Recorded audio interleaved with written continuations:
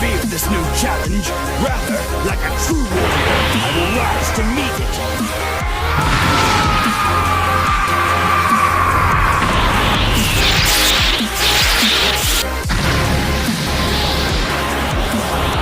I am Vegeta!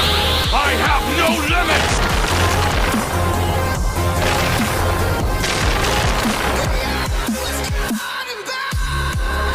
What's up, D-Prof Nation? Welcome back to the channel.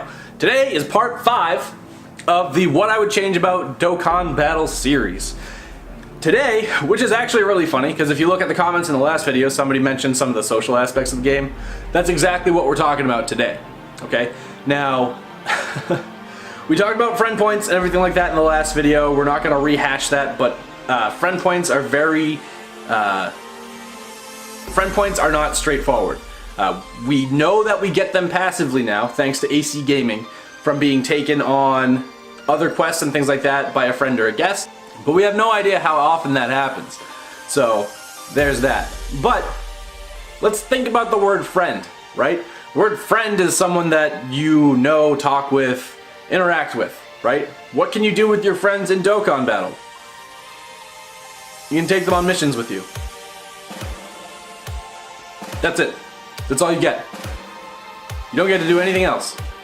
There have been a lot of suggestions in the Dokkan Battle community, right? Subreddit, comments on videos, those kinds of things. People want to be able to do more within the game.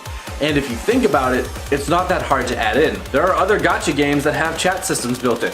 Join the chat room, start talking away. Dokkan Battle already has a quintessential friend feature built in.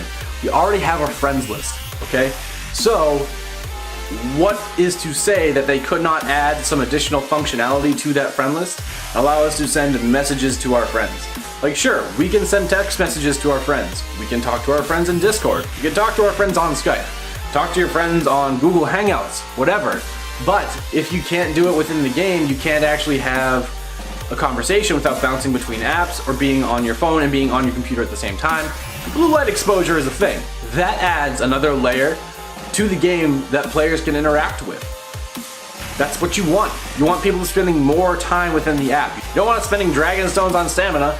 You want us to be in the app, playing the game, talking to people. Okay? Guilds, that's another thing. Or like clans, whatever you want to call them. That's something else that people have been talking about. Imagine if we had things like guild events or guild quests, guild challenges, where if as a guild you spend 20,000 stamina in a week, you get 5 Dragon Stones. Easy. Easy, okay? If we could have challenges to spend 1,500 stamina as an individual, why can't we have like a group setting where if we spend stamina just as a group, not as an entire server, not as the entire Dokkan Battle community, as a group of people that want to work together, why can't we do that? Why isn't that something that's been added, right? Again, it adds another layer to the game. It adds another way for people to get Dragon Stones so that we cannot spend all of our money on the game. It adds another way for you guys, you know, Bandai, it adds another way for you to challenge the players instead of gimmicky bullshit. Just an idea. Now, one of the things I'm going to address too is trading, and I think that trading would be both a good and a bad thing for the game. Now let's think about this for a second. We know that discount Dragon Stone vendors are a thing. We know that there are people who spend thousands upon thousands upon thousands of dollars on this game for, you know, like 1 or 2 banners. We also know that there are people that make rerolls on rerolls on rerolls, and they sell off the LR accounts, you know, reroll into an LR, give those away. So what has the potential to happen? Something that could happen is that somebody makes a bunch of reroll accounts and they go, hey, I see you person on the internet who's saying that they don't have this specific unit or this specific LR that they really, really wanted, that they went really, really deep for. How much are you willing to pay for it? That's the stuff that I'm worried will come out of trading, or the potential of a trading system. And that's just no good. You know what I mean? It breaks my heart to see it, but in the Discord mega server, almost every single week I see another I got scammed. My friend got scammed. I was gonna trade with this person and they got scammed. Which is why we don't allow trading on our server, by the way. So if you're thinking about joining so that you can trade with somebody specifically, we don't do that there. That's what I fear would come of a trading system, and there's no way to verify on the outside that someone's not saying, give me money for this unit now, and then I'll give it to you. If there were a way to implement trading that would work, there would have to be some very stringent requirements on it. It would have to be something like base form units, non-awakened, so like not even awakened to UR, no hidden potential activation, nothing. And you'd have to be like a certain rank to trade and could only do a certain number of tradings in a certain period. Is really the only way that I would see that working without the potential of it being abused too much, because there's no way you can stop that from being abused. Something else that having a more robust social interaction system within the game allows Bandai to do is more things like those raids. Like the raids that we had for the Tournament of Power, like spending a certain amount of stamina, fighting Jiren and getting all of his health gone. All of that stuff could be done more on a somewhat smaller scale, but there's another way to provide rewards to the players. And that's not a bad thing. One of the other things that could be improved too would be, instead of just seeing friend, and this is like a really, really small thing, but something that I think would be a lot better than what's currently there.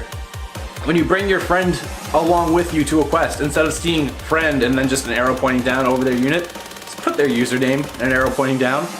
Why can't that be a thing? Right? Or if you've got your account backed up to Facebook and you're Facebook friends with somebody on Dokkan Battle, why don't you know who that person is? If Bleach Brave Souls, I know, there it is again, but if they can allow you to request people as friends in-game from Facebook, there's no reason why Bandai can't do the same thing. Bandai has more behind it than K-Labs does. They have a lot more resources than K-Labs does, but K-Labs just produces this overall better game. Something's not adding up, okay? And it's like I've said time and time again, Bandai is, or Akatsuki, whoever is responsible for keeping the game up to date, adding new features, that kind of stuff. Whoever that is, they are lazy. So lazy, guys. All they do is just go, it's Dragon Ball Z, people are gonna love it, do it. So, to recap, to get us to interact with the game more, and besides a popping bubbles sense, because if you gave us this, we might be placated into popping bubbles for a little bit longer. Give us guilds and give us guild challenges so that we can do additional stuff within the game with certain parameters to gain additional rewards, so that nobody has to keep spending as much money as they do to get the units that they want in this game, period. Thing the second, give us something that does more with the friend list. We have a list of friends. We can do nothing with it other than take them with us on quests, and that is boring.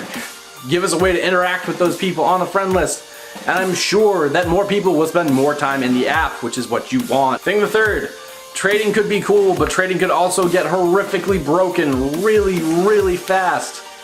That might not be the best idea. If you're gonna do it, but just be aware that people are going to take advantage of it.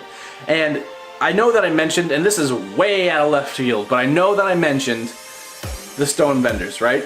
Discounted stone vendors.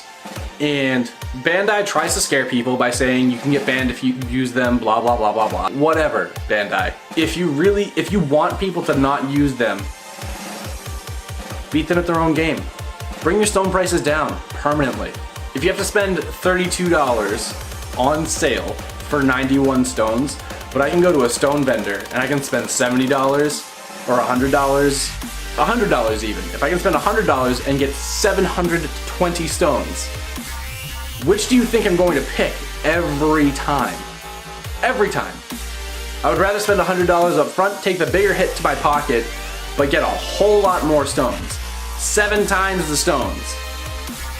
It's a no-brainer. If you want to stop people from using stone vendors, if you don't want that to be a thing, right? Bring your prices down, beat them at their own game, or just make stones more available in general within the game, like I made an entire video about. That's all I've got for now, guys. You're all awesome. Make sure that if you have not checked it out, to check out the 11 LR account giveaway video. That's gonna contain everything you need to know on how to enter the giveaway and what conditions are set in order for the giveaway to happen. I'm not just gonna give you guys stuff. You gotta earn it. And it's not even necessarily earning it. You help me, I help one of you. And that's how that goes. So, I've been Joe, you've been awesome, stay great, and we'll see you in the next one.